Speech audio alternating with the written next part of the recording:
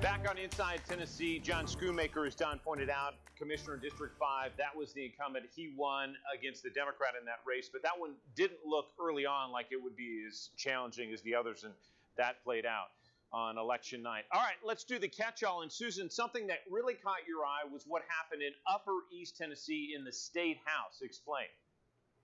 Well, there were three incumbents that had running, one of the two Hill boys, Matthew and Tim, and Micah Van Huss. And Timothy got beat in the congressional district, so that House seat changed over.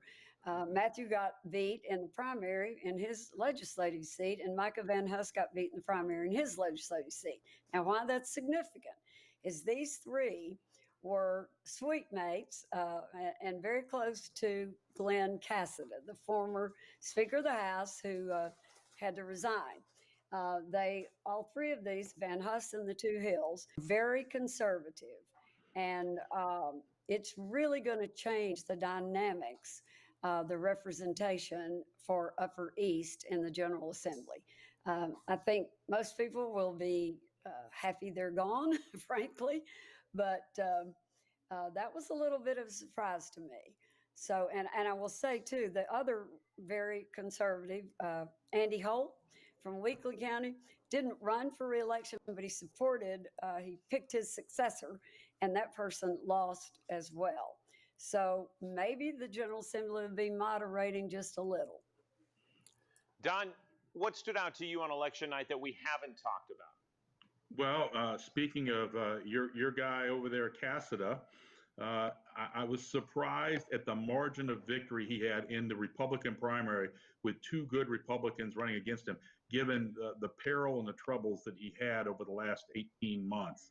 However, I am emboldened that the Democrat candidate over there, Elizabeth Madera, is a spectacular candidate, a very bright, well-liked woman, school teacher, family, and Franklin and that district may actually have a shot of putting a Democrat back in the state legislature. I think we'll actually see, as everybody likes to point out, the supermajority, and you can have a caucus meeting at Shoney's for breakfast. I think we're going to see a few more Democrats emerge and get back into the state legislature, and I'm looking forward to November on the state level as well. But watch out for that race with Madera versus Cassidy. I think that's going to be a race to watch. I promised you could get the last word this week, Susan, in the next 15, 20 seconds. What should we look for in November? I think you're going to have a very large turnout in Tennessee for Donald Trump. Don, you can dream all you want to that you're going to pick up House seats.